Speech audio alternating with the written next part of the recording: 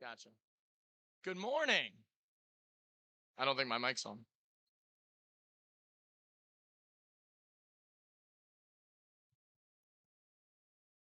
Good morning, Coastal Carolina University, and welcome back.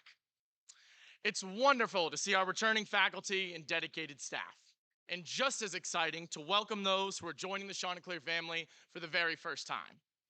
I hope you've all had a chance to enjoy some rest, recharge, perhaps even appreciate the peace and quiet as it ultimately comes to a close. My name is Christopher Kokoski. I'm a senior in the Wall College of Business, a member of the Wall Fellows Program, and have the privilege of serving as the Executive Vice President of the Student Government Association. It is my honor today to introduce the fourth president of Coastal Carolina University, Dr. James J. Weinbrake. I go. Dr. Weinbrake began his tenure on July 7th after being selected through a nationwide search. He comes to us from the University of North Carolina, Wilmington, where he served as provost and vice chancellor for academic affairs, and prior to that, as dean of the College of Liberal Arts at Rochester Institute of Technology. A nationally recognized scholar, Dr. Weinbrake earned his Ph.D. in energy management and policy from the University of Pennsylvania, his master's in physics from his master's in physics from Lafayette College. Dr. Weinbrake has authored 65 peer-reviewed journal articles and received approximately $12 million in research grants. He has also earned awards for excellence in teaching, research, and leadership. Most importantly, he is committed to building on Coastal's strong foundation and working alongside all of us, faculty, staff, and students alike, as we boldly reach for new heights. Please join me in giving a warm Chanticleer welcome to our president, Dr. James J. Weinbrake.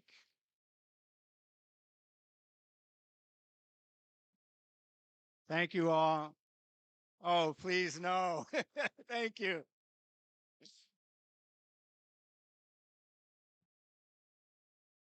Thank you. Thank you. Oh, please. I have to remember this day, a standing ovation as president. This is terrific. I hope we're like this in about 5, 6, 7, 10 years. Thank you so much. Chris, thank you for that great introduction. I appreciate it. Chris is the executive vice president for our student body association and is just, if you know Chris, he's just full of energy. And I got to meet him in Omaha at the World Series and just thank you so much for all you do. We'll also be hearing in a little bit from the student body president and staff senate president.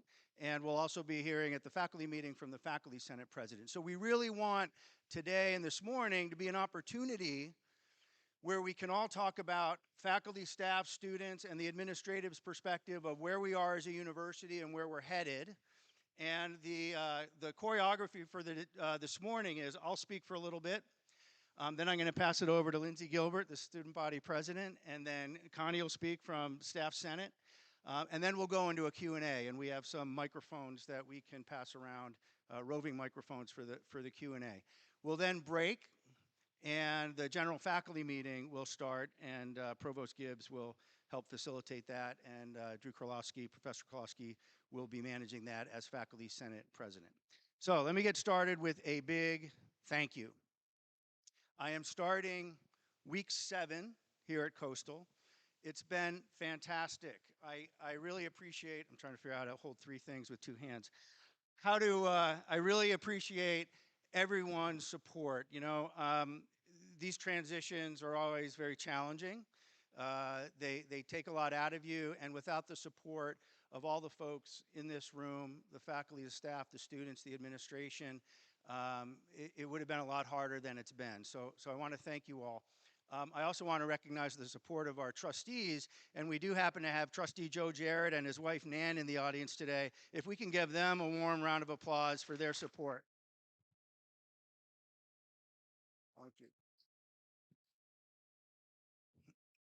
Chris talked a little bit about my background. I do have a bachelor's in physics from Lafayette. I loved science growing up and loved physics. When I got into my junior, senior year as an undergrad, I really got more involved, though, in a lot of public policy types of issues. And so I did my master's work in a field called technology and policy, which was really a merging of engineering and science and economics and decision sciences and public policy, and also fell in love with issues around energy and environment. So my PhD work is in that space. And I know there are some of you out there I've already talked to who are also doing work in the sustainability and the energy spaces, and I look forward to interacting with you. I started my career, this is 30 years ago this month, I started my career as an assistant professor at James Madison University. And Chris mentioned some of the other places I've been at. But what I do want to point out is throughout my career, I really believe and have tried to practice in interdisciplinary spaces and bringing different disciplines together to solve complex problems. And I always say that the biggest challenges we face as a society cannot be solved in any single discipline, by any single discipline. We really need to work together across discipline to solve problems, and I'll be looking towards and forward to working with faculty to develop curriculum that inspire that cross-disciplinary pollination with our students. I'll give you a little personal background. I have 4 amazing kids. My wife and I are celebrating our 33rd anniversary in a couple weeks, so that's on the right. I have a daughter-in-law on the top left. That's my oldest son with a new grandbaby, 8 months old. We're super excited. And Griffin, the grandchild, gets 2 pictures, so he's in the middle there. Those of you who have grandchildren know what I'm talking about, right?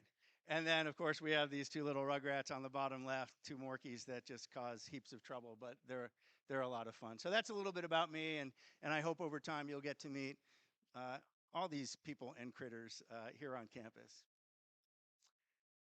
I wanted to take a moment just to talk about why I do what I do, because I think it's important for you to know, and I hope that you share this passion with me. For 30 years, I wake up every morning super excited because of the folks on this screen, the students, and what we're trying to accomplish by helping those students thrive and flourish with an experience in higher education, providing access to students who might not normally have access, helping them achieve success professionally, helping them achieve success in their personal lives. And I want to really reiterate that we should not downplay the impact that all of us have, faculty, staff, administrators, on helping these students learn and grow. And that impact is felt when those students cross the stage, they get their diploma, they move on, they're going all over the country, all over the world. So our impact is spreading geographically. They're also having children and grandchildren. And so our impact is spreading over time. And so really think about, and I think pat yourselves on the back, about the impact that we're having on future generations. And it's huge, and it should be driving us. So let's continue to remind ourselves about this important work that we do. Let's have fun doing it.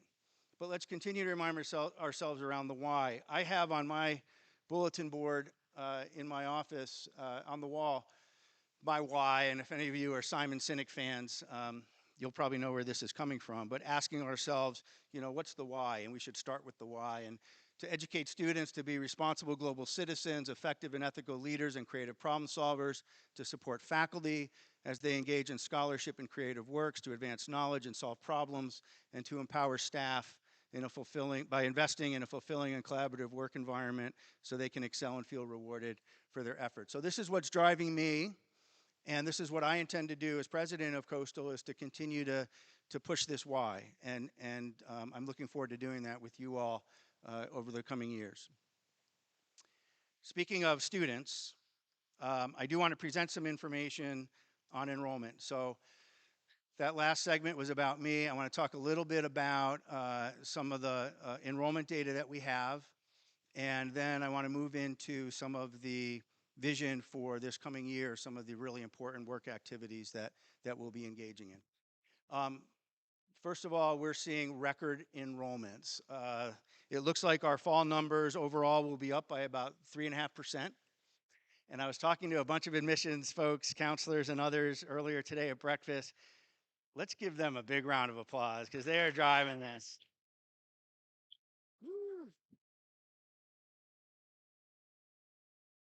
And we were kind of joking because I said, "Oh, your admissions, you're driving these enrollment numbers. This is incredible. People must love you, or maybe they hate you." Like so, so we'll talk a little bit about that too. Some of the challenges, but we'll have our largest first-year class coming in as of last night, 2,958 first-time full-time students coming in. Our retention numbers are looking solid. Up a little bit from last year, probably will land in the 78.5% area. We are a better school than that. I think we can do better on retention. We're going to be focusing on that. I'll talk about that in a minute. But the numbers look really solid, so I want to thank everyone for all their efforts. Enrollment is owned by everybody. So it's not just the admissions team. The admissions folks get students in the door, but it's the academic programs. It's the feeling students have when they're in line at the dining hall and they're interacting with a staff member. It's the grounds and the facilities. I've had some good conversations with the facilities folks today who just keep this campus looking beautiful. That's all part of the enrollment process. And so thank you all for everything you're doing, because we all own enrollment. And the move-in folks, what a spectacular couple of days with move-in. Oh my gosh. I've been through a lot of move-ins as an administrator and faculty member. This went so smoothly. So thank you to the move-in team, the housing team. They just did an incredible job. Can we give them a round of applause? I know they're in here.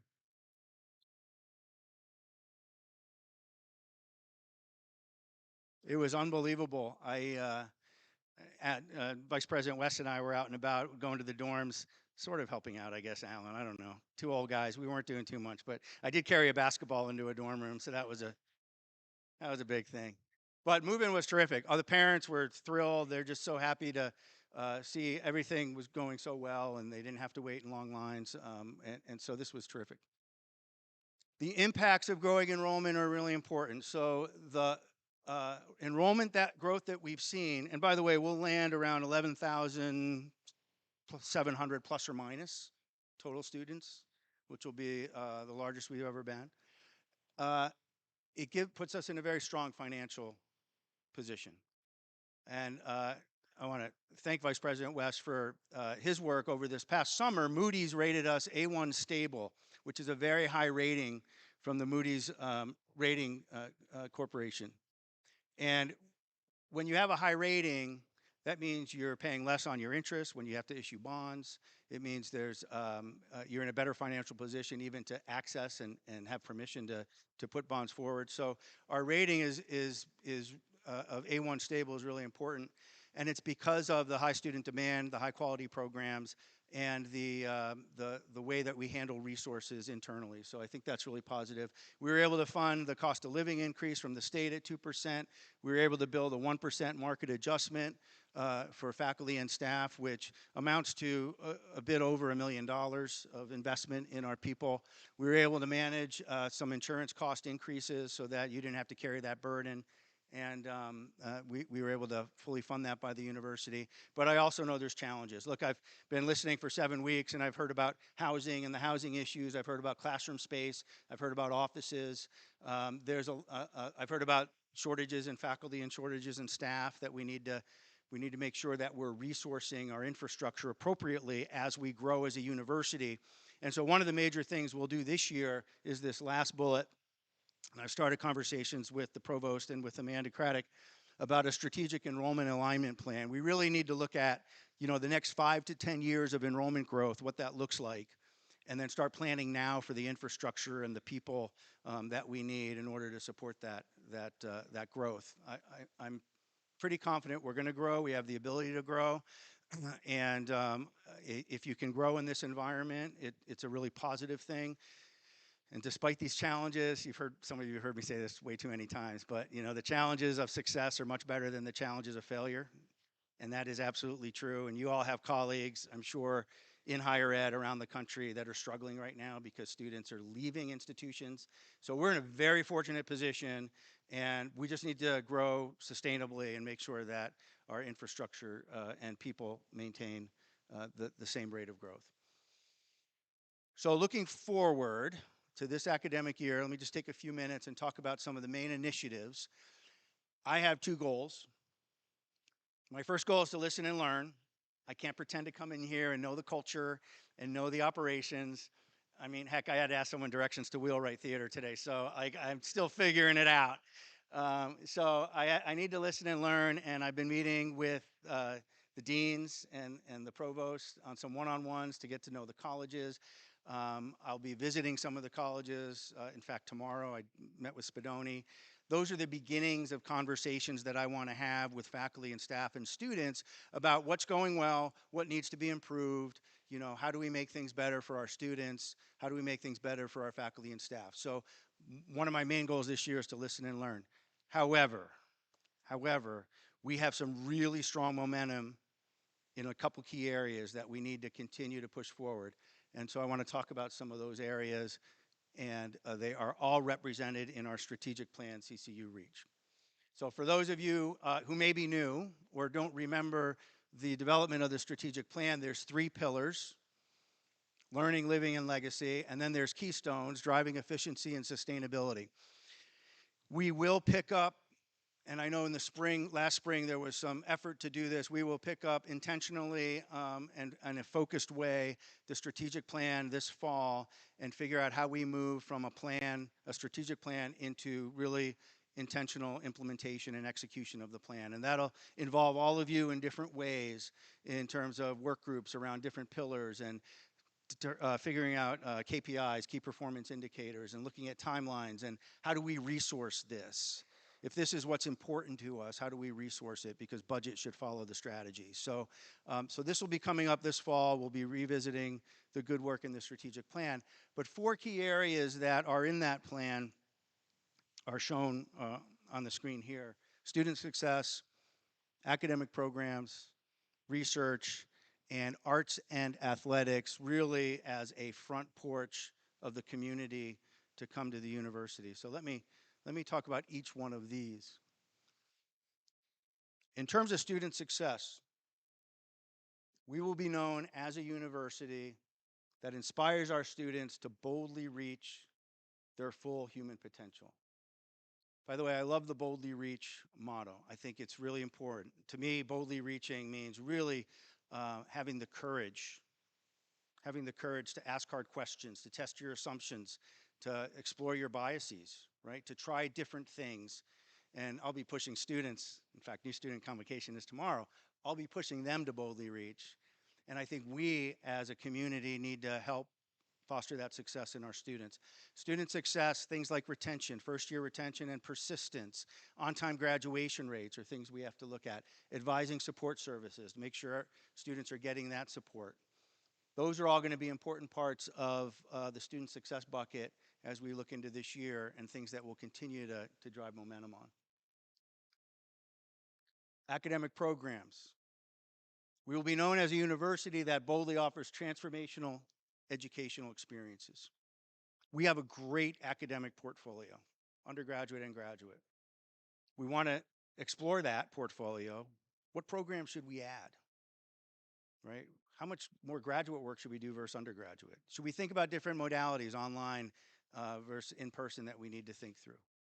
But the important thing to me is that we're providing transformational educational experiences to our students, and our academic programs are driving that. And if you all think back to your either graduate school or undergraduate or high school education, and if I asked you to pause for a few seconds and just think about a transformational educational experience that you had. Okay, a transformational educational experience that you had as a student. Let me just pause for 5 seconds so you can all think through that. That's what we want to provide to our students, those transformational experiences. And they can be everything from study abroad to a research experience in a lab to community engagement work for a community partner or a nonprofit, to just hanging out with a faculty member or staff member and talking about life and goals and dreams and passions. Like, those are the experiences that we want our students and we want our academic programs to drive. So the provost and I will be looking and working with all the deans and the faculty about looking at our academic program portfolio, what we add, but also how do we deliver that content. Research, we will be known as a university that boldly searches for answers to complex problems. We're almost an R2. And for those who aren't familiar with the Carnegie classification system, an R2, you cross a threshold both of externally sponsored funding of over $5 million and awarding over 20 research doctoral degrees per year. So if you're a university that brings in over $5 million in external research, or if or expenditures, I should say, that spends over $5 million research expenditures, or you have over 20 research doctorates walking across the stage each year, you're R2. And we were really close this last cycle. I think it'll happen the next cycle, but I want it to happen intentionally. I want us to think through hard about what it means to be a research university at Coastal, what this really looks like. R2 is a classification. To me, it's a label. What's more important to me is what's the research culture going to be on our campus? If we're doing more research to solve complex problems, if we're doing bold research, what are the areas we want to focus in? If we're doing more research and the faculty are engaged in that research, how do we do that in a way that integrates undergraduate teaching and undergraduate students into that research work? So there's a lot of, I think, great opportunities where we can redefine what a research university looks like that incorporates undergraduates and graduate students, that looks at key problems that serve a region but are also globally important. And so these are conversations, and the R2 will come, trust me, the R2 is going to come. But we want to be prepared and we want to be ready to just expand our research footprint overall. And then lastly, arts and athletics, and I put community after this. We'll be known as a university that boldly engages the community with arts and athletics as a front porch to our campus. And so, you know, I truly believe arts and athletics is the avenue by which the community comes into campus. You all know that. They come to our performances, they come to our games, they see what campus is about, they learn about Coastal. I had the good fortune of being able to go to Omaha and see the Men's College World Series where our baseball team, our men's baseball team, was in the finals against LSU, broadcast on ABC network. This game 2 was broadcast on ABC. Game 1 was broadcast on ESPN. Amanda probably has the numbers, but the clicks to our website, the requests we got in admissions for, hey, what's this Coastal Carolina about? That's all really positive. And I know there's always some tension between, particularly athletics, maybe, and academics, but to me, it's not a tension. These things are symbiotic. When our team goes to the World Series, for example, we see much higher applications coming in, which allows us to increase our selectivity of students from all over the nation and the world. But more importantly, this is really about how do we engage with the community, arts, athletics, and in other ways, right? It's about that community building. And of all the schools I've been at, worked at, taught at, this school seems to be, Coastal seems to be particularly supported very well by the Conway and the Myrtle Beach community. I just get a great vibe when I talk to folks in Conway and in Myrtle Beach. They just love this school. And I think we have a great foundation for community support, and we'll just keep driving that. We'll keep driving that. So those are 4 big buckets. Again, student success, academic programs, research, and arts and athletics, which is really that avenue to the community. And it's all done. I can't believe they're all in sync here. It's all done because of the people. Great universities exhibit 4 Ps: places, programs, partnerships, and people. They'll have great programs, they'll have great places, infrastructure, they'll have great partnerships with nonprofits and government and corporations, but the most important, they'll have great people. And at least what I picked up on 7 weeks here, we have great people, and it's the most important ingredient to success. So I know we're gonna fly far, fly high. This is gonna be a great ride, and I just want to thank you all for everything that you're all doing to support our students and support this university. Thank you.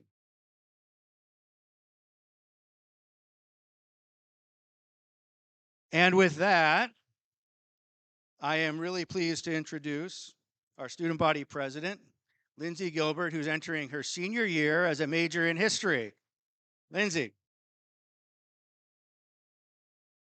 Yes, please. Here, yeah, I can do this one.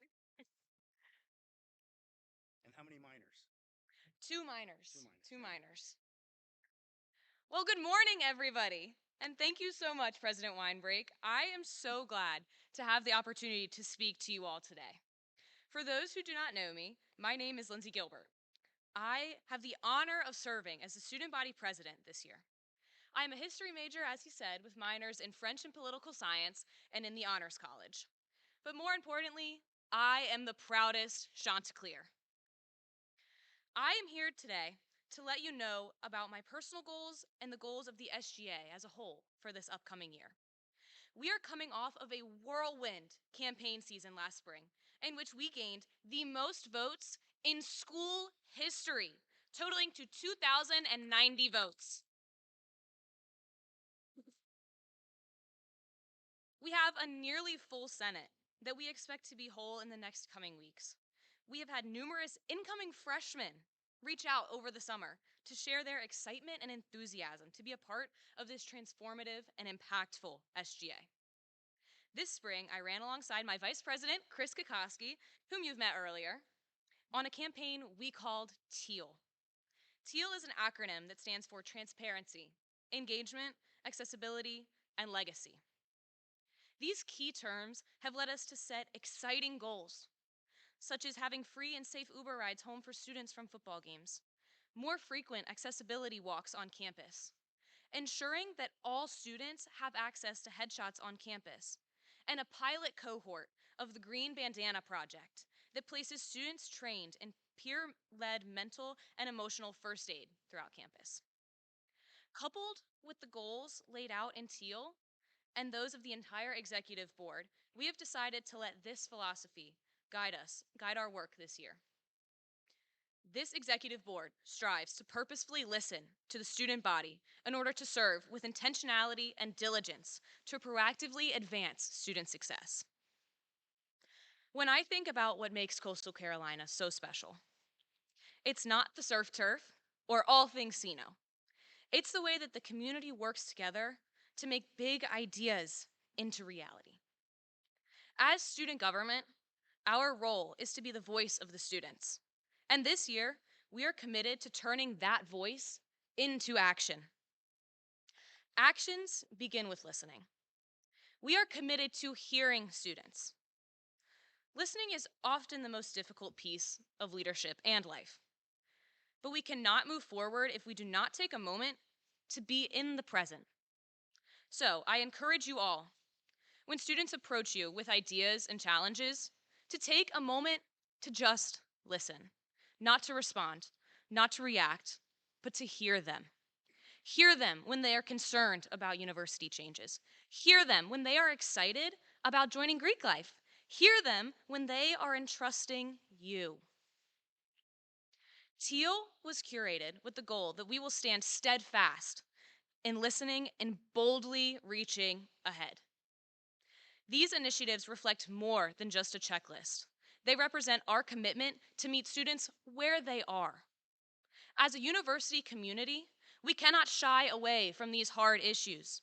Students need us, faculty, staff, administration, and student leaders alike, to face challenges head on and respond with creativity, courage, and passion. I believe that education is not just about acquiring knowledge. It's about a transformation. Every class, every conversation, every experience on this campus has the power to change lives. And as leaders, we have the responsibility to listen carefully, act intentionally, and leave this place stronger than we found it. This year, our executive board is determined to carry forward that responsibility with purpose and strive. We want to make sure that when students look back at their time at CCU, they don't just remember what they learned, they remember how they were heard, how they were supported, and how they were inspired to boldly reach for more. To our faculty and staff, thank you. Thank you for guiding us, for challenging us, and for diligently working with us. We are all Teal Nation. And as the student government, we look forward to partnering with you, because when students, faculty, staff, and the administration unite on a shared vision, there's no limit to what we can all achieve. I am so incredibly excited for this year, for the opportunities that we will embrace, and for the legacy that we will leave behind. Together, let's continue to build a coastal that shines teal and bronze, tenacious and true. And as always, John's up.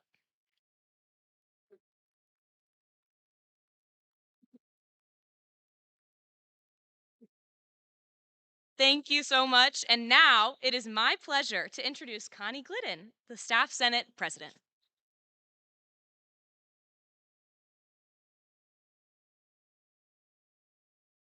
Good morning, everyone. My name is Connie Glidden.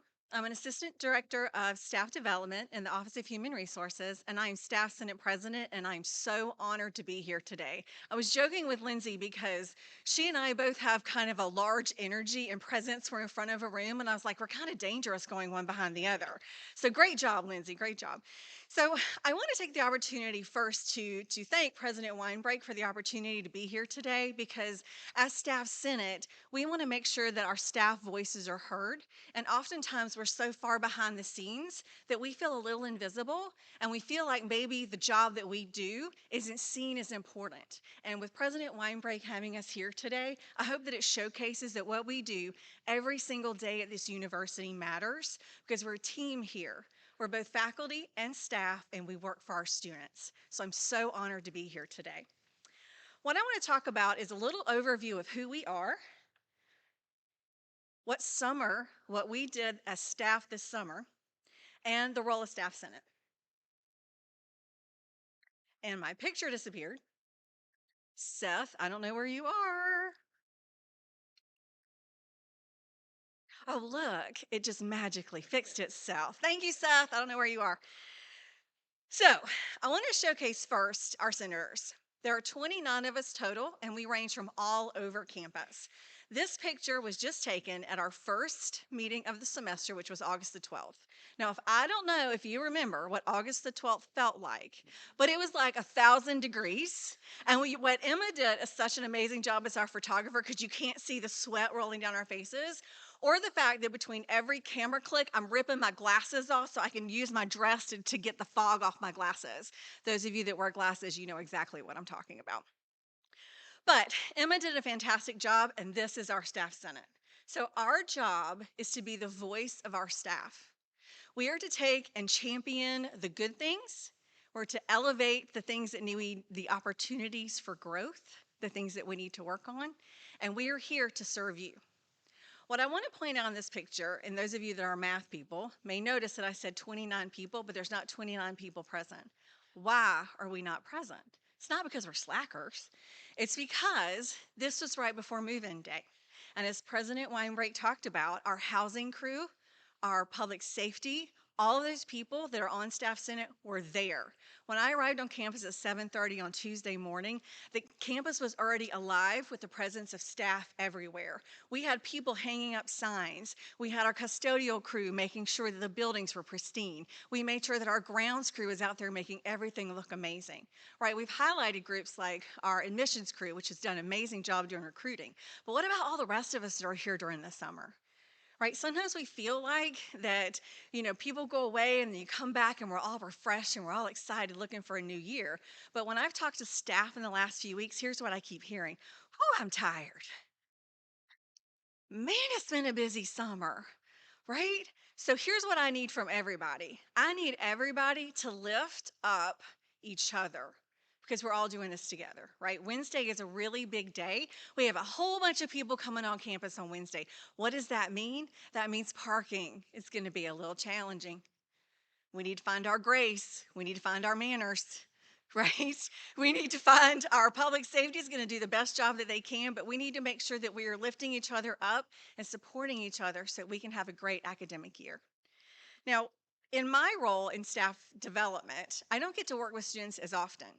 But every now and then you get to find a way to slip in where you get to work often with students. And one of the ways that I get the honor of doing that is working with the Wallfellows program. And I heard somebody shout about the Wallfellows earlier this morning, so yay, go Wallfellows. But what I get to do with them is twofold. One, I get to work with their public speaking skills. And two, I get to work with their Clifton Strengths assessments.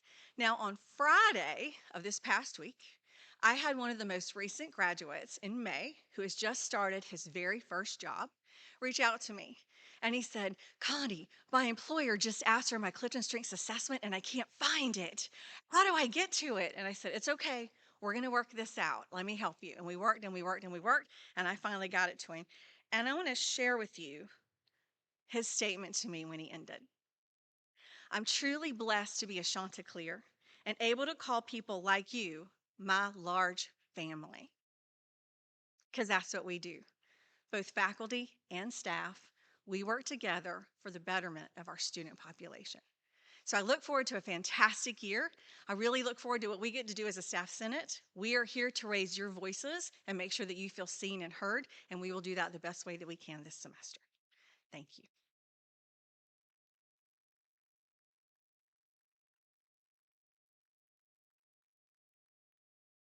You thought you were done with me, but Judy Johns has given me another job to do. So when you were out, some of you as you came in, you noticed our marketing department, right? They were doing a giveaway, a drawing, and they were all quizzing you on our strategic plan. Is that correct? Okay, so if you got it right, you received a ticket, right? Okay, so it's my job to draw, but I kind of feel like I'm cheating because I'm holding it. So I'm going to get Lindsay to actually be the one to draw. I'll hold. And then I'll read the number. How about it? See? Nobody be offended. That's why I'm having you do it, Lindsay. Do you want to read it? You want me to read it? Okay, and the number is 157646. 157646. Do we have a winner? Woohoo!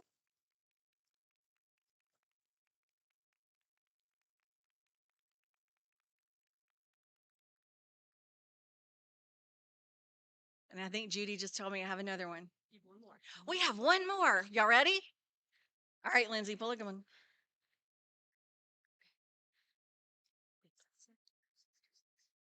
Is that? No, it's not. It's very different. Oh my gosh. They are very close to each other. Y'all forgive us. Okay, 157626. 157626. I hear yay! Woohoo! All right, that's fantastic. All right, and next up, we are going to do our question and answer time. How about one more round of applause to Connie and Lindsay for just terrific remarks.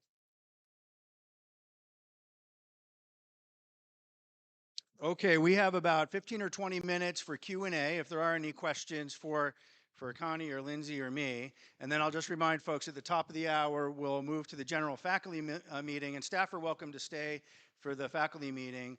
And that's where Provost Gibbs will speak and Dr. Kolowski will speak. And so, we have about 15, 20 minutes or so. So I think there's microphones around if people, Lindsay has one. You got them up top? Okay. Does anybody have any questions for any of us?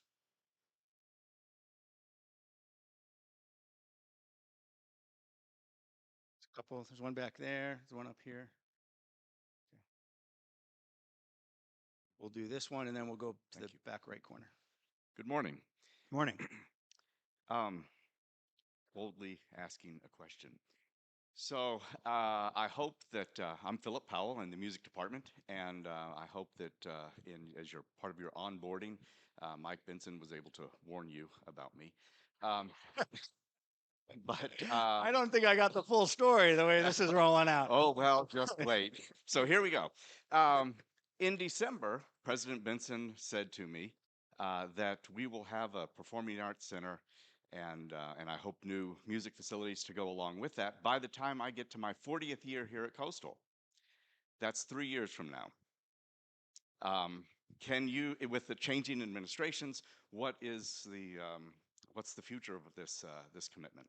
Yeah, thank you for that, and I appreciate. And by the way, one thing that I do want folks to know, I subscribe to Ray Dalio's perspective of radical open-mindedness. So at any point, either in a public forum or a private forum, if you have anything you want to share with me, please feel free. I don't take anything personally, and I'll try to help you out. So the question, folks in here, is Performing Arts Center. The previous president made a commitment, it sounds like, in some fashion, to improve music facilities and Performing Arts Center. And I know that was something that was on the table, maybe as part of a larger Convocation Center. I will say, when I came in, I want to look at the entire landscape of infrastructure needs. So I'm not going to answer your question um, uh, in any kind of specific way right now. I do want to look at enrollment and that enrollment path that we're talking about, as I mentioned, a strategic enrollment alignment plan, look at all the other things that we're doing, and then look at the priorities for new buildings and other capital infrastructure, and then we'll do some prioritization. I will say the arts are really important to me. I was Dean of the College of Liberal Arts at RIT for 9.5 years, and I supported the humanities, social sciences, and the arts. And so I think it's an important part of the community and our campus, and so I want to support the arts. But in terms of physical infrastructure, I think I need to look at that entire landscape. So maybe not a satisfying answer right now, but in the next few months, I think we'll have a plan in place. Thank you, and thanks for your 37 years of service at Coastal Carolina. That's incredible. I think there was a hand up in the back here. Yes. Good morning. Good morning. My name is Manasseh Ephraim. I'm a faculty here in the Department of Mathematics. First, I want to say welcome to the campus from just a regular people.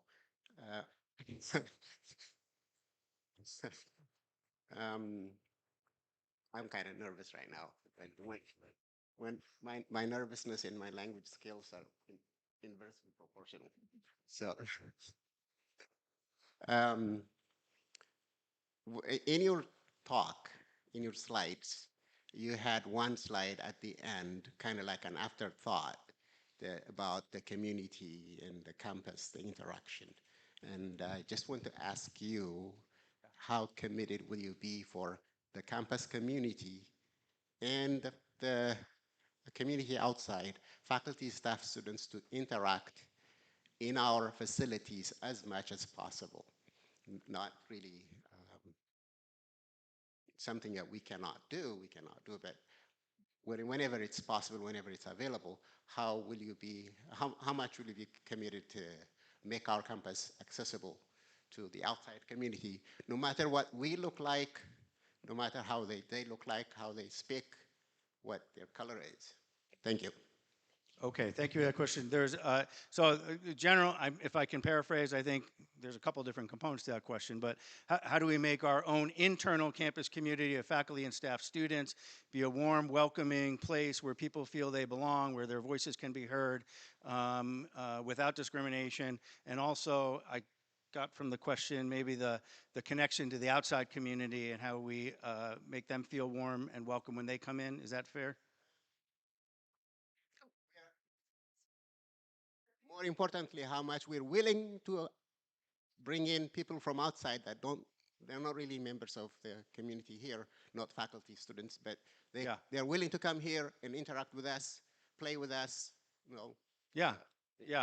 It's a great question. How much are we willing to commit to accept this community? Yes. To help and interact with the community. Thank you.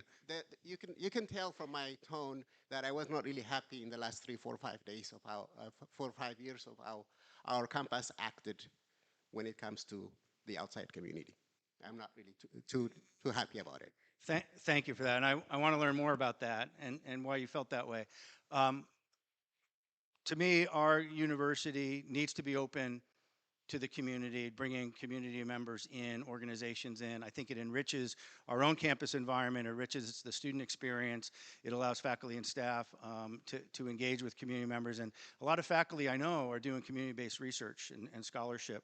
I will say, I highlighted community a little bit. I hope it didn't feel like maybe I felt like I was running too long. I didn't mean to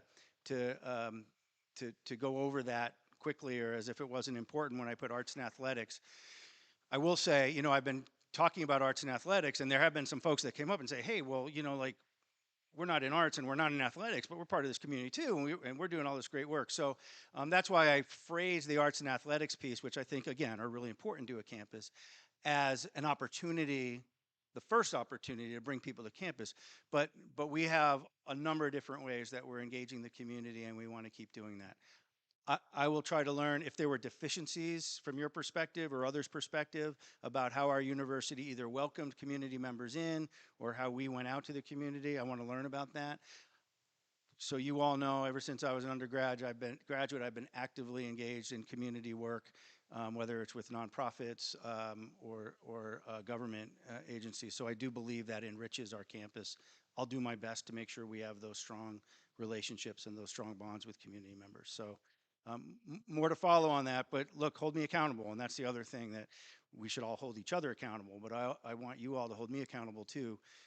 If we're moving forward a certain direction and we're not getting there, we need to have the conversation about why. Thank you.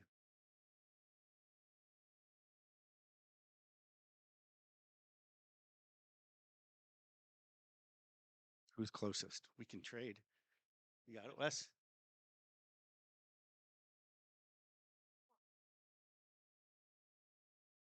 Thank you.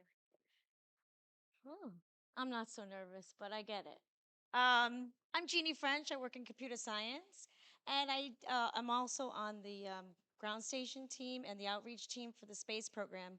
I'm not sure how much you know about the space program, but I did want to just let you know we had about 15 of us at the small satellite conference. I don't know, 11 students? I don't know, a big bunch, but we all, was it 13? I don't, 14? I don't know. The big C, but we all had our teal shirts on and we made a lot of great connections just by people seeing the coastal shirts. People saw that, their kids might have gone to coastal. It was really fantastic. But I also wanted to point out just something great that I don't know if you know, we have the only small sat ground station in South Carolina, not just among other universities, but in the whole state. So I just want to point that out. And it'd be great if we could have a little more visibility on like, maybe a social media post or anything, because we're really proud of these students. So thank you. Thank you for that. Yeah.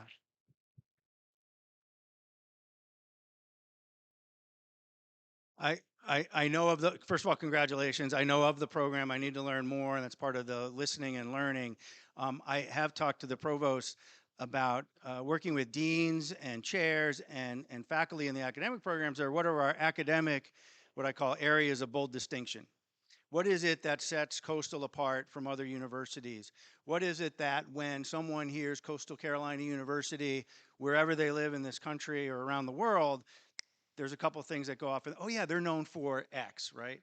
So we've been calling those areas of bold distinction. It's not to diminish all the other work we do, obviously, but there will be some areas that we'll want to highlight and make sure that we have a national and international name and that we're known for that. And that's how universities get from here to here, is by having those areas of bold distinction that they're really known for. So thank you for your work in that area. I think that's terrific. In terms of branding and marketing and communication, I want to thank the communications team. You can imagine the amount of both digital and print assets that are produced every week as things go out.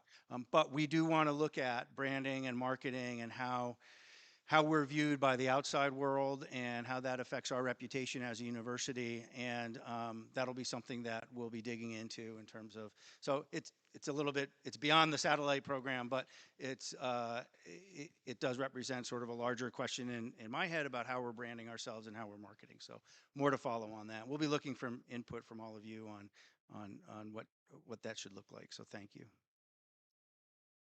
Yes, questions, a couple questions back here. We probably have time for two more or so before because we need a little bit of time for transition. Provost, what do you think? Yeah. Hi, I'm Arden Richards Karamarkovich. I'm joining the sociology department, and I apologize for asking perhaps a more serious question. I'm coming from a state and a college university where there were really active threats and ongoing presence of law enforcement, ICE, and customs enforcement on campus with international students. So it's kind of at the forefront of my thoughts because those were a lot of my students' anxieties lied last year. I'm just curious if there's a plan for or if there are any resources for faculty in terms of kind of navigating students if they're having those kind of anxieties, or if there's any kind of plan of preparation just for faculty to kind of support students if those kind of concerns are at the back of their minds as well. If not, I would encourage or really appreciate the consideration of some sort of resource for faculty and staff for that. Thank you. Thank you for that question. Honestly, I don't have an answer for you, but I know there are people in the room. Dr. Klowski?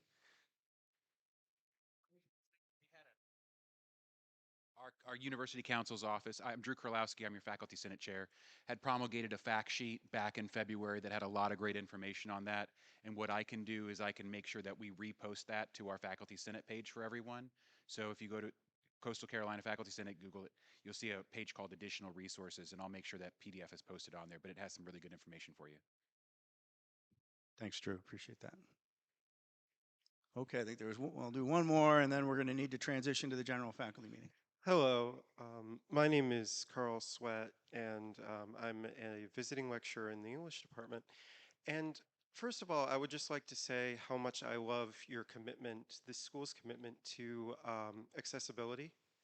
As you know, I cannot physically drive. I have cerebral palsy, so I navigate through the Tealmobile and the shuttle. And so, and you know, it's something that I talk to a lot of the drivers, and they talk about how much everyone loves the Tealmobile. They talk about there was an international student that was saying that she chose Coastal specifically because of the Tealmobile. And I was wondering, as the university grows, the Tealmobile will likely, you know, it's already sort of spotty in terms of making connections. It can sometimes take 30 minutes to an hour to make a connection. And I was just wondering, how will that program continue to expand as the student body becomes larger? You know, we're going to need more drivers, we're going to need more stops, et cetera, et cetera. Thank you, Carl. And by the way, the last two questions are from new faculty members who I got to meet at new faculty orientation. So welcome to Coastal, to those two faculty, as well as all the new folks, faculty and staff here today. It's a great question, duly noted. We'll need to include that as we think through that strategic enrollment alignment plan that tries to align our growth with the services that we provide. I know a little bit about the Tealmobile, probably enough to get in trouble, so I'm not going to comment too much on it. But it's important to me that everyone feels they have access to all that we can provide. So accessibility, and I think we've done a good job, at least in my early conversations, about providing access, but we're going to need to do more as we grow. So thank you for that. Okay, thank you all. My virtual inbox is always open. My door to my office is sometimes open, although Daniela Johnson does a good job. But if anything comes up, you have a question or a comment, shoot it my way. I'll either try to answer it or redirect it to the appropriate folks. I do just want to end by thanking you all. I mean, this is, you can tell, just a wonderful community. I'm super excited about being here. I'm super excited about starting my 31st year in higher education. I started when I was 10. It's just amazing how young I was as an assistant professor. No, so it's just this time of year, I mean, you got to love this, right? This is, the students are coming in, they're all excited. And so just remember that why, remember why we do what we do, remember the impact that you're having. And that one student, you change their lives 20, 30 years from now, they're going to be in a room like this and they're going to be thinking about you and the person in this room who just had a huge impact on their life and changed the direction of their life for the better. So keep reminding of yourself, and thank you for all you do. And I think with that, Provost, we are going to transition, and we'll take about a 5-minute break to do this, into the general faculty meeting. And again, staff are welcome to stay if you like. You don't have to. And so we'll take 5 and start up again in 5 minutes. Thank you all. Thank you.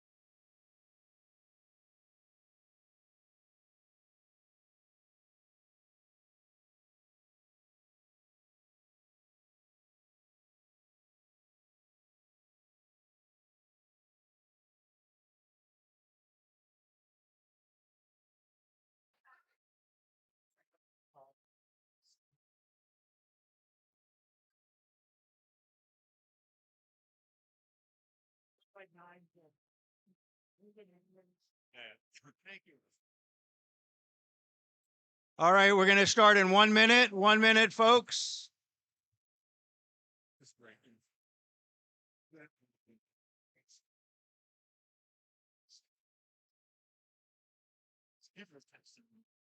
I didn't know. It was being written around. Oh. So I went on this long answer and yeah, I didn't want to bring some people from off campus because that's my first.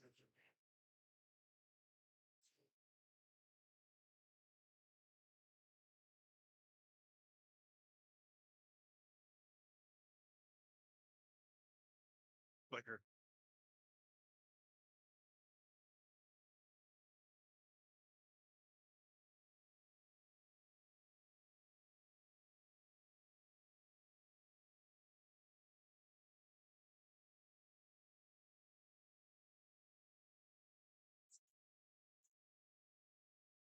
I can run around and hand around. You're there in case. All right, folks, if you could have your seats, we're going to get started with the general faculty meeting. If folks could take their seats.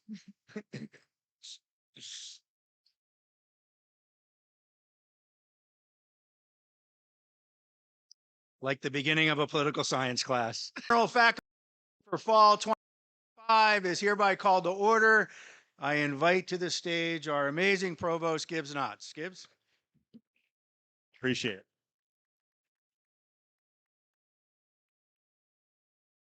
So I want to make a few remarks, and then I'm going to turn things over to Drew. He's going to say a few things, and then we'll do some Q&A. Really appreciate you being here. Super excited about year 2 as provost. This job is an absolute honor. It's an honor to represent all of you, and I'm so thankful to be in this position. And we've got some unbelievably exciting things happening at Coastal Carolina University right now. So I have my checklist. I did do some provost work over the summer, but I also got time to unplug a little bit. Our daughter, Whitney, graduated from college. That is the last out-of-state tuition payment that I have to pay, so I was really excited about that. I got to spend some time in Omaha, and again, just what an experience to be there and to see that and to see Coastal celebrated in the way that it was. I mean, I've always wanted to go to the College World Series, but to be able to go to the College World Series and see Coastal Carolina was unbelievable. And if you know me, you know that I'm really into fishing. I couldn't live in a better place. The Waccamaw River is an unbelievable resource. A couple Tuesdays ago, I got to fish in the Conway bass fishing tournament. Like, you haven't lived until you fish in the Conway bass fishing tournament. And I got to go with Scott Grinter, who works in athletics, and I've never actually been in a bass boat before. My boat goes about 25 miles an hour. A bass boat goes 55 or 60 miles an hour. Very stressful, but I survived. I'm still here. I did not catch that fish on that bass tournament, or we would have won the bass tournament, but that was in the Santee River a couple weeks ago with my dad. But just we live in such an amazing place with all kind of opportunities to go out and be outside and see nature. So really, really lucky and get out when I can. So I've spent the first year trying to get folks to understand what a provost does. Like, I'm at a bar in Conway, nobody has any idea. Students, no idea. I mean, I've written 2 pieces for the Chanticleer newspaper, and clearly no one reads those, I guess. And so Clayton Whitesides in Spadoni put this together. So if you're in Spadoni, you've seen this. I had several folks taking a picture of this and texting it to me from the Spadoni meeting. I was not in there, but this was a survey of coastal students. Some of my favorites were sleep, maybe, IDK, which my daughter in particular thought was hilarious. I'm not sure. I've never heard of it before. They're like the assistant principal. Okay, that's not terrible. Work for the dean. So I'm trying to figure out, Jamie, are you here? I guess I'll work for you. Maybe since I'm in Spadoni. If I had to work for a dean, Jamie, I'd be happy to work for you. So thank you. So anyway, so clearly I got a lot of work to do in terms of what the provost does, because people don't really know. Okay, so what I thought I would do is maybe I picked like 4 or 5 things that I thought were key things for us to talk about and have conversations about this year. So I kind of wanted to just sort of introduce them, but these will be some of these are ongoing conversations. Some of this is going to be a little bit new to you, but just a few things that are kind of on my mind from an academic affairs perspective. And the first is the first year experience. And so folks came up to me and said, we ought to think about the first year experience. I'm not convinced our students are getting a consistent experience. It's a real bear to staff these classes. We kind of have a decentralized model. And so I did what any provost does. I put a task force together. Super thankful to Simone Goss and Frankie Weeks. Are you guys here? Do I see you? I see Simone in the back. I don't know if Frankie's here.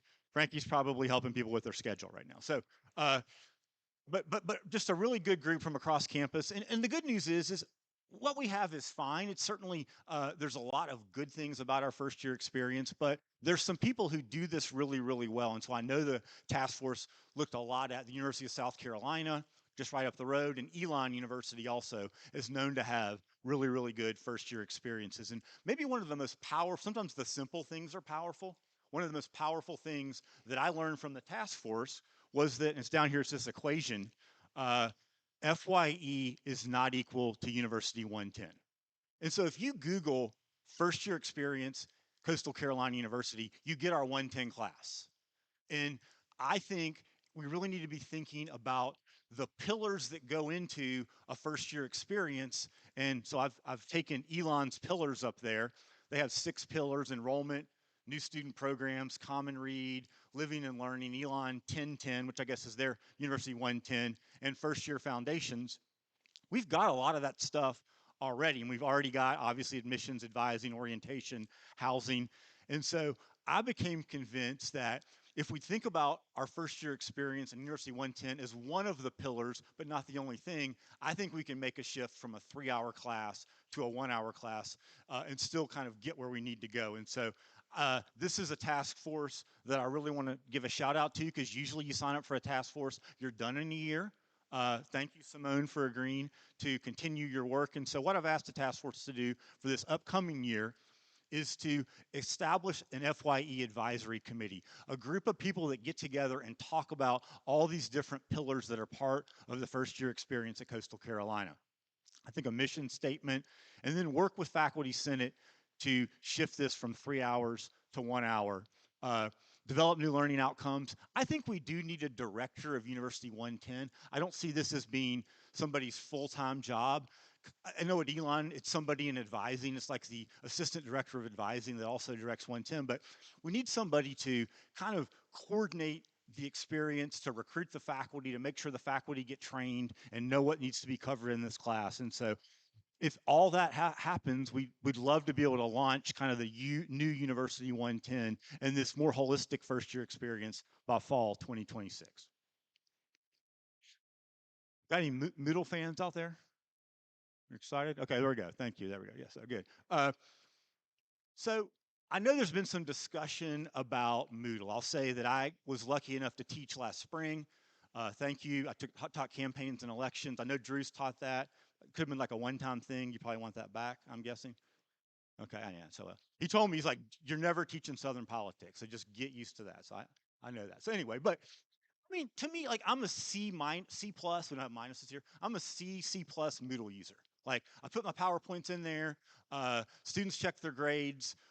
They turn assignments in. I put stuff that can help them with the paper and the assignments and things like that. But, Moodle was fine. But I'll tell you, I've had a decent number of people, especially people who come where they use another LMS at a prior institution, and they write me these like manifestos on the problems with Moodle. And so there was an academic technology committee that worked on a white paper and basically said, look, there's some issues with Moodle related to reliability, issues with Moodle just in terms of recruiting and retention, because so many students use a different LMS, most often Canvas, but not always. And so it's a little bit tricky to do with Moodle. And so we have a new list of peers and aspirants. If you didn't know that, that's our new list. And basically you can see a pattern there. Canvas is the preferred LMS for our peers and aspirants. My old school, College of Charleston, was Desire to Learn. I didn't even know that because they rebranded it Oaks, because there's a lot of oak trees in Charleston. But it's actually a bright space, desire to learn product. And so kind of what I see as next steps is I think we need to continue to gather feedback. We had a Moodle fan right here on the second row. I want to engage more with you, Drew, Faculty Senate, the Online Teaching and Learning and Scholarship Committee to figure out, is this a change that we should make? You know, I think it probably wouldn't hurt to go through an RFP process and see what else is out there. And obviously, if we were to select a new LMS, we need to be really careful. We don't want to be rushed with this. I think that's, as I'm told, that's one of the advantages with Moodle. You know, we probably have a little bit more time. If you wanted to convert, we probably have some early adopters out there. And I think the conversion from a Moodle class to a Canvas class is, I think, fairly straightforward. There's always going to be bumps in the road, but that's kind of where we are with the LMS. But if you have thoughts, if you want to get involved, please reach out to me. I'd love to learn more, but that's kind of, I want to make sure you kind of knew where my head was on our LMS. My Moodle class is built for the fall, so, but it's not going to be great. I'm just telling you that much. So President Weinberg mentioned graduation rates, and when I think about Coastal, I think in some ways that's our area of biggest potential improvement. I mean, I think that's an area where we've seen some improvement, but there's still a lot of work to do. And so I know these numbers are probably too small, but basically there's 3 lines on that line graph. The top line is our retention rate. That's our 1-year retention rate, and we expect it to be in the high 70s. I mean, let's give each other a round of applause for where we have come and where we're going for that. And that's hard work from a lot of different people, and so we should celebrate that. I do think we should be in the mid 80s, maybe high 80s, but I think we're doing really good work in there. Obviously, the next 2 lines, it's the 4-year graduation rate, which is the bottom line, and then the 6-year graduation rate. And if you probably can't see this, but with the, I don't know, the laser, is basically, let's see here, our 4-year graduation rate, our most recent 4-year graduation rate is 42.9%. Our most recent 6-year graduation rate is 48.5%. So that's not great. Probably wouldn't put that on a billboard between here and Conway, or here in Myrtle Beach. Kind of where does that compare? And so we have this new group of peers and aspirants. I sorted the peers and aspirants by 8-year graduation rate. I didn't want to bother Holly Legg on the weekend. Holly, are you here? You know, you probably get sick of me. Just block me. Okay, that's all you need to do. But basically, you know, we're the lowest. UT Chattanooga, you know, we're in UT Chattanooga territory. Boise State also not knocking it out of the park, but President Weinberg's former institution, I mean, that's probably because they had an unbelievable provost with that 83%. And so I think there's room for improvement. And so, you know, I'm standing here with a room of mostly academics. Hopefully some staff folks stayed, but mostly academics. And I know you guys like to, you know, propose questions, come up with hypotheses. You know, what's the reason we are where we are in terms of graduation rate? And let me just say, I think things are going to get better because our retention has gotten better, and it makes sense that our graduation rate would also get better. But, you know, one hypothesis is the Tongies Schmack House hypothesis. Lindsay, this is where, are you in this photo, Lindsay? That's what she's ducking. She seems embarrassed. Okay, no. Okay, can you tell me what a pitcher of holy water is? Oh, she's going to plead the fifth. She doesn't know what holy water is, so I will say that I don't know what holy water is either. But yeah, it's just that, you know, this is a fun place. We got the beach 15 minutes away. We've got all this fun stuff to do, and people just aren't getting the work done. And clearly, there's some of that going on. I think it'd be silly to say that happens on every college campus, and there's no reason to think it doesn't happen at Coastal Carolina as well, especially with $7 pitchers of holy water, whatever that is. But obviously finances could be a thing. You know, how much of it is losing a scholarship? You know, how much of that, that's certainly a hypothesis that I had. And what I've been sort of staying up at night thinking about a little bit this summer is, are there certain policies that we have as an institution? Are they historical? Did they come over from University of South Carolina? Is there some reason that you had some provost back in the day who this was their thing and they really wanted to do it? But you know, we have this thing where it's a C or better. I don't think this is the case with every major, but for many majors, a C or better for a class to count towards your major.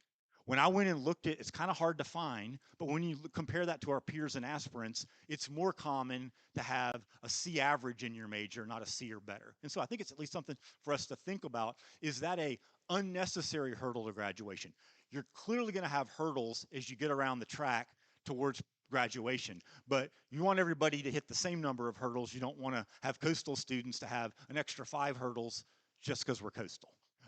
Processes, I find the degree audit to be a little busy. I think it's partly because of our curriculum, but when I've looked at degree audits at other institutions, they seem a little easier to follow. Is there anything we can do to improve that? And then the complexity of our curriculum. Have we made our curriculum more complex than it needs to be? And so those are all things that I think I would really challenge you to think about this academic year. And you may come back and say no, no, no, no, but I'd be curious to see if you have any thoughts, because you guys are obviously a bunch of really, really smart people. What I see as next steps, maybe there's some potential revisions to academic policies that we might want to consider. Maybe there are some upgrades to our information system. I just learned it's things you never thought you'd learn in grad school. So we're a colleague campus, but we also are a colleague campus with Unidata. So I'm not going to pretend to tell you exactly what that means, but it's not the most up-to-date technology. Let's just say that with what we have. And so maybe that's something we want to look at. Obviously, that would be a huge lift. We'd want to make sure we were very thoughtful about that. But is that holding us back in terms of some of our processes? And then there's a software out there, Curricular Analytics. It's free, and it can actually show you how complex your curriculum is, and it kind of gives the curriculum a score. Teresa had done some work on this, Teresa Burns, a few years ago, and when I was talking about this, she said, hey, I've got some stuff on my hard drive, the T drive, the OneDrive. I don't know where that was, Teresa. I don't know where you are, Teresa, but anyway. It was on her desktop. Thank you. But thank you for finding that on your desktop. And so I think there's some opportunities there. I also want to say a little bit about academic program review. This is something that we always did at Coastal. I mean, I've only been here a year, but there were always decisions about maybe we should close this program down, get rid of this concentration, shift resources from one area to the other. And so this is just a list, 27 programs, concentrations that have been eliminated just in the last 4 years. I think we went back to November of 2021. And so this work is always being done. But what Coastal didn't have was a regularized, systematic process of program review. And so what do you do when you have a challenge and you're a provost? You form a task force. And I'm so thankful for the folks that last spring met weekly, Chad. Was that weekly? Did you meet weekly, Chad? Weekly with Chad. So, and so they were over in Gupta, and they did base kind of their recommendations on what we already have with the South Carolina Commission on Higher Education, but also looked at some other institutions that are doing good work in this area. And so basically the task force said, yeah, be consistent with what CHE is doing. Dashboards were a key part of their recommendations. We need to make it easy for a department chair or a dean to be able to look at a program and kind of see some of these basic metrics. All this stuff was already available, but sometimes it was on different sites or at least different clicks to get where you needed to be. So just make things a little bit easier. We actually think it's smart to look at this on an annual basis, to at least like have a chair react to the dashboard, not to have some 20-page document, but a short sort of ability to provide feedback on a year-to-year basis on what's going on, and then have a kind of more formalized academic program review, really faculty-driven, and by creating an academic program review committee. The task force was tasked with working with Senate to make sure that we got support from Senate. I think it was 45-1 that it passed the Senate support for this initiative. So I really am thankful to Drew and the members of Faculty Senate for doing that. Here's an example of one of the dashboards. I picked our incredible RSM program. Who we got here from RSM? Yeah, there you go. You guys are representing, sitting next to each other. Yeah, just a really cool program that has a lot of opportunities for students, really good about helping students sort of think about life after college. And so, these are kind of the two big CHE metrics, but, you could go in that pull down menu allows you to look at any program there is, but you can see, there's been some increases and decreases, and the folks in RSN could probably tell you all the ins and outs of all that. But basically, they got a lot of majors, so congratulations, you guys. And you especially have done, seems like, more to get folks out of here towards the end. Looks like an all-time high from the 2023 academic year in terms of majors. The dashboard kind of, you keep scrolling down. It's not two-page dashboard, but you keep scrolling down. And it has some information about student credit hours, the number of faculty, and also something about the economics, looking at, if you take the student credit hours that you offer, what money does that bring into the university, and then what does it cost to run your program, but also, help contribute to the other parts of the university. And so that's what the dashboard looks like. We're going to roll those out. So what we want to do is roll those dashboards out with program and departmental metrics soon. We need to name the members of this academic program review committee.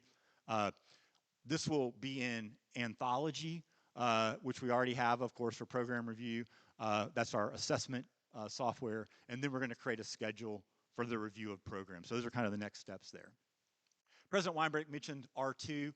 It is really exciting to think that we're this close to R2 status. Here's the 3 categories that Carnegie uses. And obviously not every university is even in one of these 3 categories, but we landed in the research colleges and universities category because of the number of doctorates we had. And we actually had over the threshold in R2. And so huge thanks to the folks in education for those 21 graduates. I think this is fiscal year 23, so there's a little bit of a lag in how Carnegie reports. And then this is our research spending by program, but folks in Gupta are doing a great job bringing in those external grants. But there are colleagues in other colleges that are also doing more and more of that work. And so we need to figure out kind of how we can kind of keep growing that number, and then also think about, how do we keep this number over 20?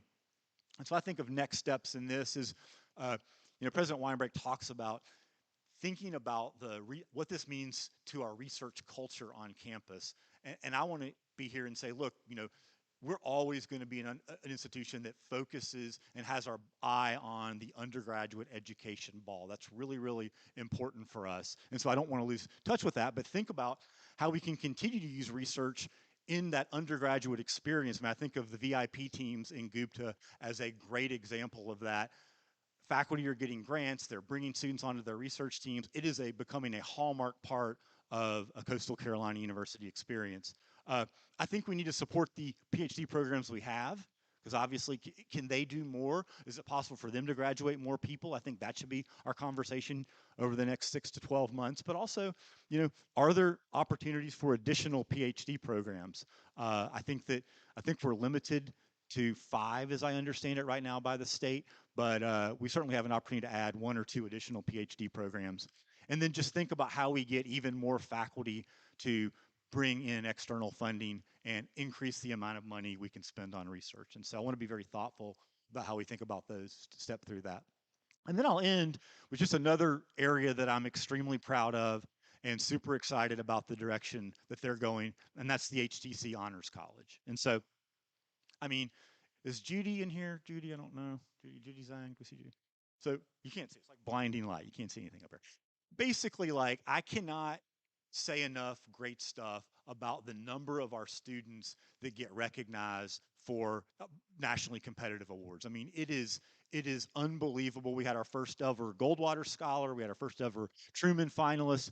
And so Judy does a great job. But what Judy would want me to say is she'd also want me to say it takes the faculty and the staff across campus to work with these students, to engage with them, to help them be successful. And so this office is not just open to honors students. If you have an unbelievable student, for whatever reason, isn't in the honors college, certainly you can connect them with Judy and she can get them. But obviously a lot of these students are in the honors college, and that's where the office is located. If you hadn't, so fresh off a trip from Oxford, so Drew's going to come up here in a second, but also appreciated Keegan and Sarah going on this trip. So, it doesn't get old to see Coastal Carolina's logo next to Oxford, next to Oxford up there, Pembroke College, Oxford. And so Coastal has partnered with Oxford on something called the Quill Project. and it is an effort to go back and look at the most important historical documents and really try to analyze kind of what it took to, we obviously always focus on the final draft, but what it took to actually get to that document, to get to that place. And so Coastal is looking with our students at the Reconstruction era Constitution in South Carolina. I think Drew's described it as, it's a little bit like looking at the track, going back and trying to find the old track changes on a Word document, if that helps you figure out a little bit. But just super proud. And then Drew's giving, he gave a big speech about the South at Oxford. He's doing a little bit of that like Isaac thing you see in Love Boat, if you're a Love Boat watcher from the day. Drew, you're too young for Love Boat, but Isaac, do you know who Isaac is? Yeah, there you go. He's doing that. But he's got a Faulkner quote up there, but it's probably a little hard to see. But I know that went really, really well. So congratulations to Sarah and Keegan and Drew for leading that effort. And so what I see as next steps is we are launching a Top Scholars program. And so this will be the very best students we bring into Coastal. We're hoping for a cohort of about 10 students, and they'll get a little bit of extra financial aid, probably in the form of some housing support, but it's really about additional mentorship. We've got some ideas about perhaps a first-year trip and a third-year trip, some additional mentoring opportunities, plugging them into Office of National Scholarships in a big way. I think we continue to think about how all of you, because the Honors College is going to only be as successful as the faculty from across all the colleges are engaging with honors. And I know Sarah would tell you that. And it's just going to be really, really important that you continue to stay engaged with honors. Honors, obviously, I think there's opportunities for a lot of fundraising. I think that certainly those high impact practices that we have across campus, but especially in honors, cost money. The Oxford trip was not free. So we've got to think about ways to bring additional revenue into the university as a whole, but also into honors. And then finally, pursuing a chapter of Phi Beta Kappa. I know that's something Coastal's tried before and fell a bit short, but I do think with all this positive momentum, with the good work we're doing in honors, that's definitely something that we can look for. And I think the next cycle is in about 2 years. And so I think we need to gear up and be ready for that. So thank you for all you do. Really appreciate it. I'm going to turn things over to Drew right now, and then we'll have time for some Q&A, but really appreciate it.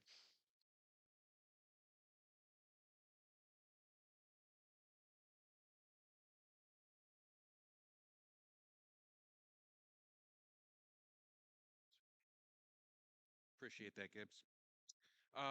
For those of you who don't know me, my name is Drew Kurlowski. I'm an associate professor in the Department of Political Science, and I am your Faculty Senate Chair. For those of you who aren't familiar with Faculty Senate, faculty at Coastal engage in the shared governance process through the Senate, and we have legislative authority on all matters related to educational interests and to the faculty. It's not just me, obviously. We have a number of hardworking senators, and I have a terrific exec board. I'd like to first say thanks to a few people rotating off. Diane Fribbins, who has been just a wonderful colleague, there she is, to have as a vice chair. She's rotating off.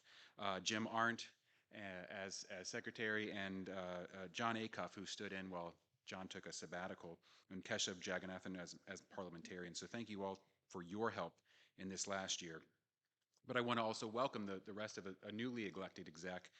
Brian Bunton is returning as our new vice chair. Suzanne Horn will be our new secretary, and Elizabeth Muckensturm will be our parliamentarian. So excited to work with that group of folks. But nothing really gets done without Chrissy Genoveva, our Senate recorder, who's not here. But just to give you, I'm not sure who had the question, but to give you an idea, that that document is already on our additional resources website. So in the 20, 30 minutes that she has taken care of that for us. I really do appreciate her, and she does make sure everything that we do gets done correctly. A couple of accomplishments, and I know the president and the provost have mentioned a number of these things, including our new academic program review, which I'm proud to say had a overwhelming support in the Senate. We also, I would ask you all to take a moment when the new manual comes out. We have revamped our grievance procedures, so something that you probably want to take a moment to familiarize yourself with. We also changed some of the P&T processes that you all voted on, and I appreciate your vote when those items do come before you, mainly to just with our new watermark system, just to make sure everything works there. But thinking forward to goals, I want to mention a couple of things that one of the things is I'm looking for expressions of interest from anyone. I think it's time that we go ahead and look at our faculty manual again and engage in a comprehensive rewrite to ensure that we have internal and external consistency.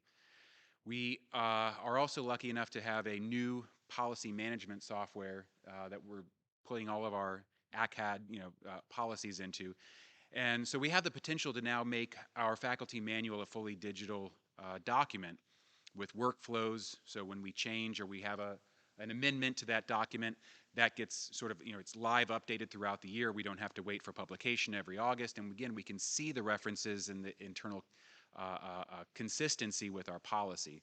So I'm working with the Provost Office on a plan for that, but if anyone is interested, we will be forming an ad hoc committee, and obviously anyone who has a particular expertise in technical writing or a particular familiarity with the manual, we'd love to have your help on that not inconsequential process.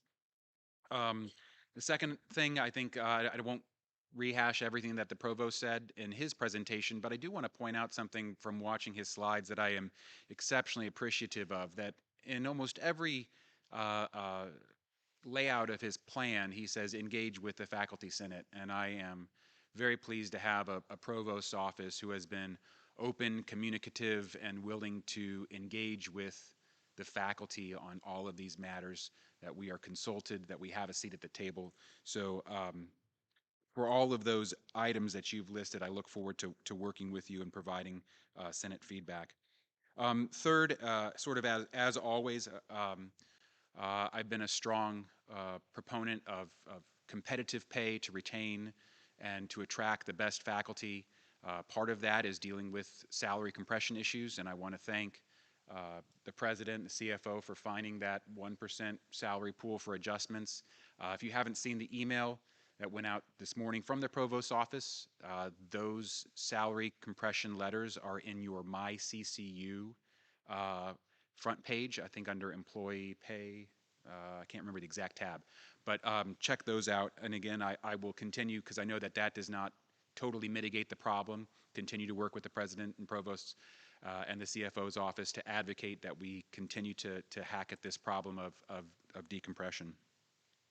And also, as a sort of a personal note, I think it's always important, and I always try when I'm able to address the board, to remind them of some of the key foundations of the university, and in particular academic freedom and tenure, and the importance of those two in having a healthy university. And please rest assured that in difficult political times, I will continue to be a staunch advocate for our academic freedom and for the protection of tenure. Thank you.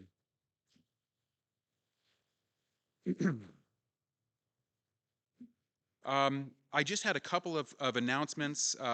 Faculty Senate has returned to our old digs in Wall. We'll be in Wall 309 on the first Wednesday of each month at 4:30.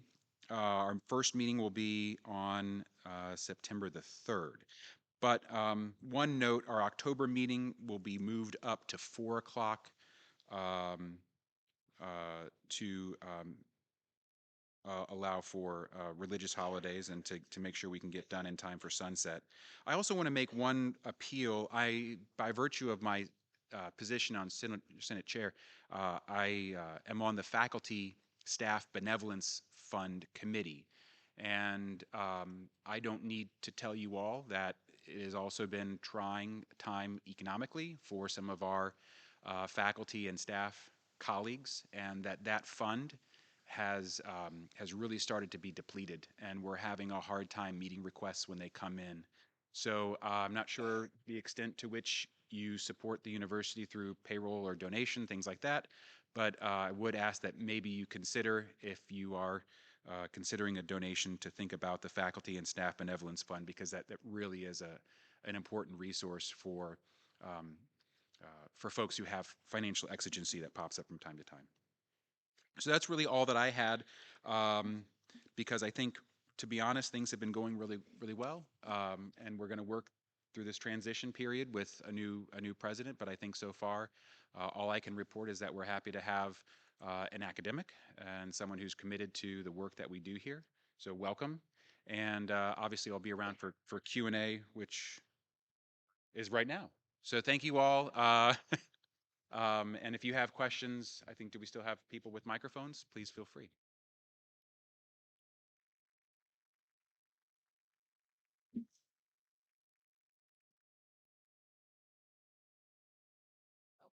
Any questions out there that we can?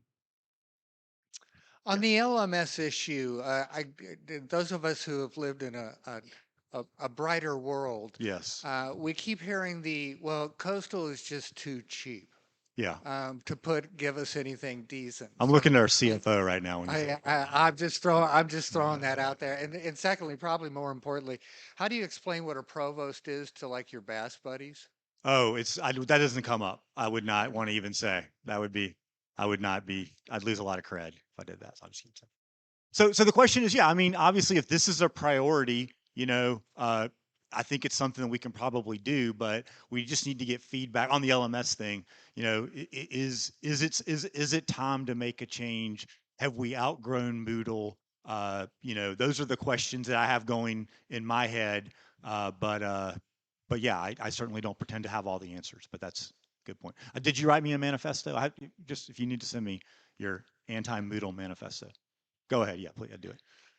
Yeah. Hi, so this is sort of related to LMS. Yeah.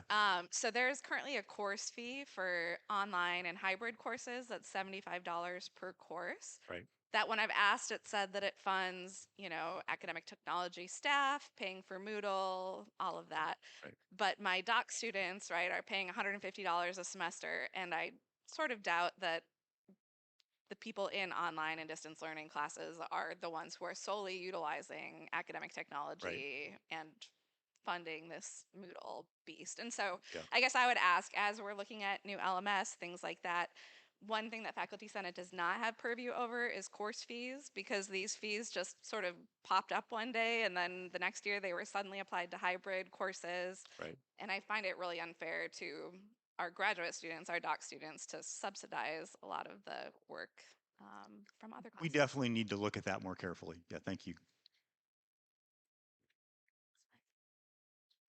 Pam. Good morning. Good morning. I just have a question on the R2 status and renewed focus or a newer focus on research. Right. Given Drew mentioned political challenges, and of course I'm a political science colleague of yours, and this is heavy on my mind. It looks like I just sat with Chad Leverett on a grant through the state of $124 million that was canceled through the EPA. Right.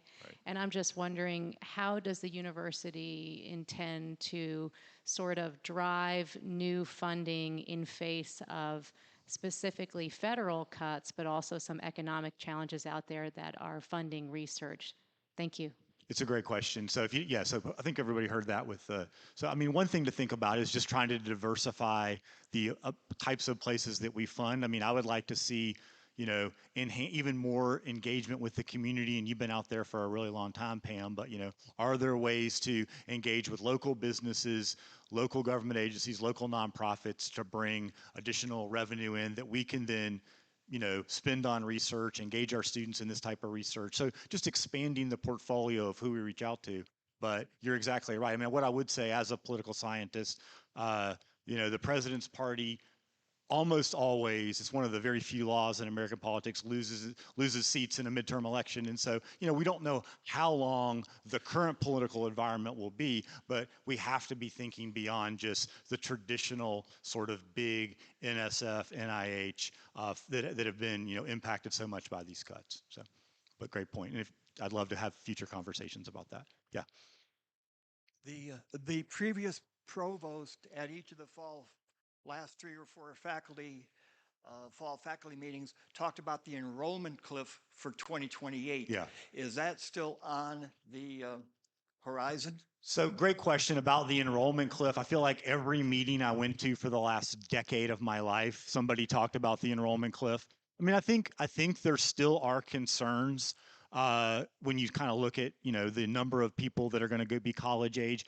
Obviously, we haven't seen that at Coastal. I mean, I think that, we continue to be a place that is getting more and more applications, getting more and more students that want to be here. We are drawing from states that are losing population or at least decline or not growing as fast as some other places. And so kind of my view is it would be silly to celebrate and say this is over and we don't have to worry about it.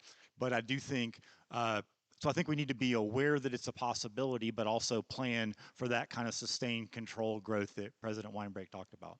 So we're in a good place geographically when it comes to the enrollment cliff, but I don't think we can completely rest and ignore it and not think about it at all.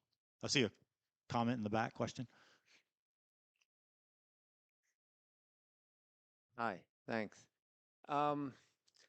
My question is, I'm a biomedical researcher, and I was talking with my intake for this new position. I understand there's a little bit of limitation in the vivarium in the live animal research. I apologize if that offends anybody with live animal research. Is there any plan to be able to utilize animal research on the campus to get these bigger grants, to get these medical grants? And I do drug discovery grants, stuff like that. So I was Dean of Humanities and Social Sciences at College of Charleston, and their psychology was in Humanities and Social Science. I know it's in Gupta College of Science here. So I was, basically it was sort of us in the biology department thinking about the vivarium and providing resources. And so I'll have a conversation with Dean Leverett about what might be possible and what areas for expansion. I mean, obviously that is an important part of research, and so it definitely needs to be part of the conversation. So thank you for bringing that up. Hey, Wendy. Gibbs. Hey. I know today was a really weird day because OK Day is happening on campus and the faculty and staff convocation are happening, so we have a big conflux, but we don't even have all our students here. And I drove around for 25 minutes trying to find parking. I've been here on Coastal campus long enough to remember back when faculty got free gated parking. What kind of things can you do for us as faculty to ensure that we actually can do our jobs, and part of our jobs is just getting to school and getting on campus? So yeah, I mean, obviously, I think I said it for the last 10 years of my life, people bring up the demographic cliff. For the 25 years in higher education, people talk about parking. So it's constantly an issue. But yeah, let me huddle with folks, especially folks on the leadership team, and see what might be possible. Because yeah, I mean, I noticed that I teach in Britain, and I know that lot is also there's a project going on right now, so a lot of spaces. And so I want to see kind of what contingency plans are out there, and we'll get back to you. So we're making some notes. Yes. Haley or some, you go ahead. This is just sort of a follow-up on that question. Yeah. I think the issue is not so much in this particular context. I think the issue is less the number of students enrolled, period, but when the gates go down, because the gates go down. Finally, now the last few years, the gates go down on the first day that we have meetings instead of the first day of class. But that doesn't, with having more students, that does mean that the students who parked there yesterday have not yet vacated. So I was in a similar situation, not 20 minutes, thankfully, but so maybe a simple thing would be talking with parking services about when the gate goes down. Maybe they go down, put it down a after day or earlier. before move-in starts or something like that. Yeah, or something that will mean that by the time the faculty have to be on campus for meetings, students have been pushed out of those lots that they're not supposed to be in, right? Yeah, good suggestion. I think there's somebody down here, Haley. Front.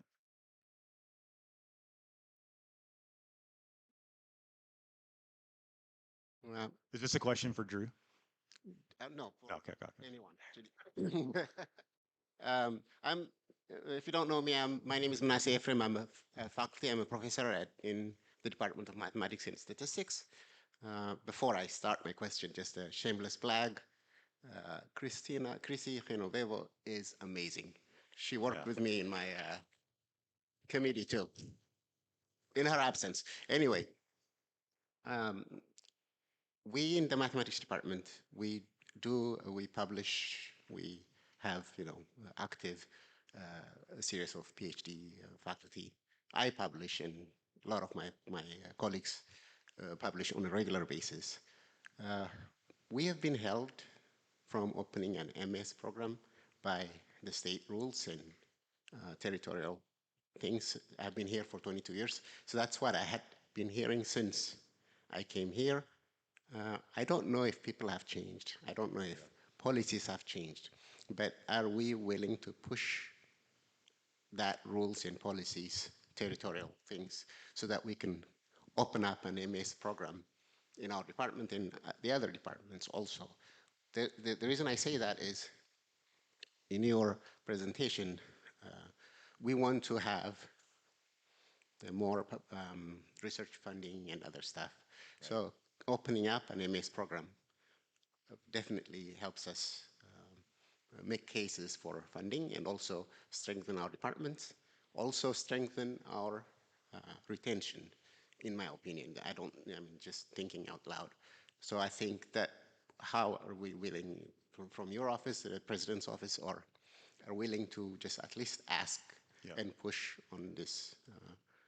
So yeah, so we definitely want, it's a great point. We definitely want to roll out, think about graduate education. I think that's an area that Coastal can really grow in. I think some of those programs will likely be fully online master's level programs, but also we're talking about some additional Ph.D. programs. I think it helps with R2. I think it helps with enrollment.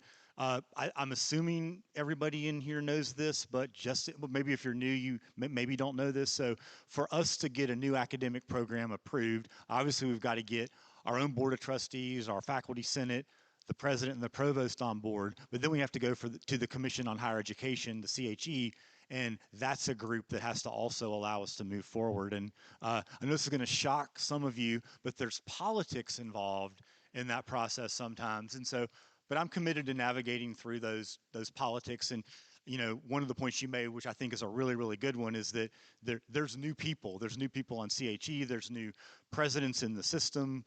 We're not even really, there's new presidents in the publics in South Carolina. So I do think there's opportunities to sort of be bold and to move forward in some good directions. I know.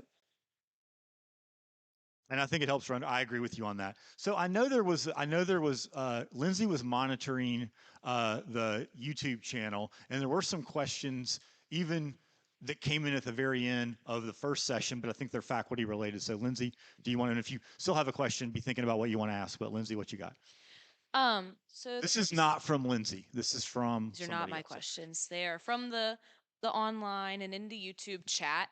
So there's a few questions about the University 110, including a bit of a better definition on the core skills, if there will be 099 courses for remedial math or English skills, and then the possibility of adding computer literacy and AI literacy courses, and then testing out of computer skills. So those are all in the University. Those are great questions. And so I put up core skills up there, and that to me, I just put that up there because that was a portion of our core curriculum. Just thinking, I know the English classes are taught during a person's first year at Coastal all the time, almost all the time. And so it was thinking about, are there opportunities within those core skill classes to bring some of the things that are part of University 110 as it's currently. I know that's probably a somewhat political minefield that I just stepped on, but that was the thinking with the core skills. That's a portion of our core curriculum that might have some opportunity for our first year students. But yeah, if that person's still watching on YouTube,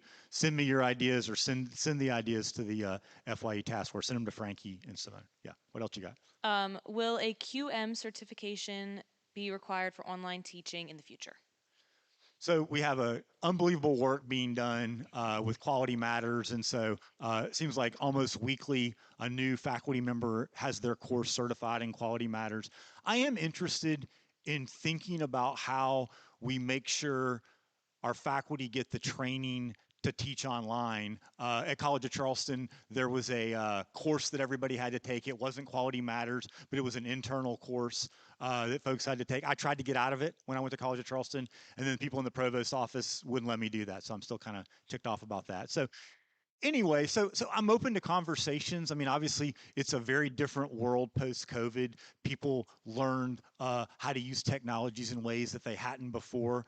But I don't ever envision, every course has to be QM certified. But are there some tenets of QM that we could stand up a course and maybe it's optional. Maybe folks have to do it. I don't know. I'm open to that conversation because I do want to make sure what we offer online is of the same high quality with what we offer in the classroom. But I'm not thinking every course is going to be QM. I'm not sure how we would logistically do that or afford to pay for that. Anything else, Lindsay? Other questions from the folks in here? Thank you, Wes, for running the mic. Casey, what you got? I was just going to give a plug for the APP QMR course. Yeah. So explain to folks what that is. Yeah. So I'm Casey Woodling. I'm Assistant Dean in the College of Graduate and Continuing Studies. And related to the QM question, we've got, as Gibb said, pretty much a new course that's QM certified every week, thanks to the work that Matthew Tyler and Ashley Hughes are doing. But there is and that's a process, but there is an initial course that's all about applying the Quality Matters rubric. We just call it APP QMR. But that's a course not required, but we definitely encourage everybody who is teaching online to take that. That's all through the professional development / faculty development website. And we'll have some more information come out about that. But that would be a more realistic option about what would be required if the decision was made to go in that direction. Yeah.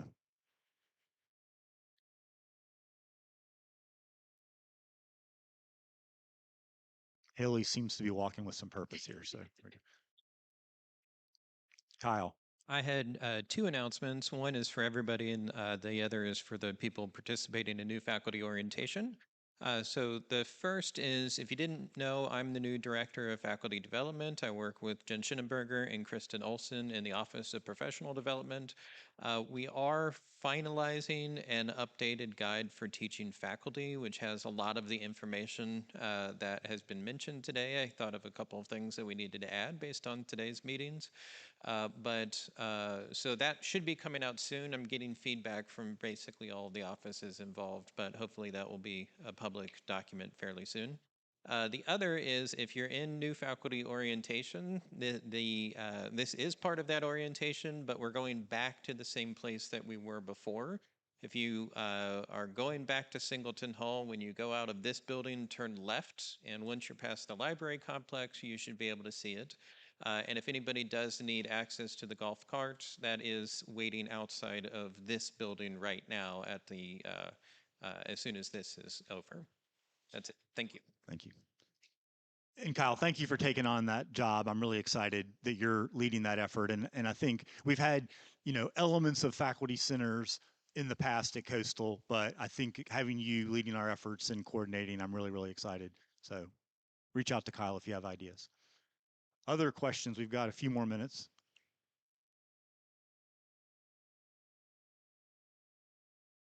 All right. Well, thank you very much. Have a great year. And please reach out if I can help with anything.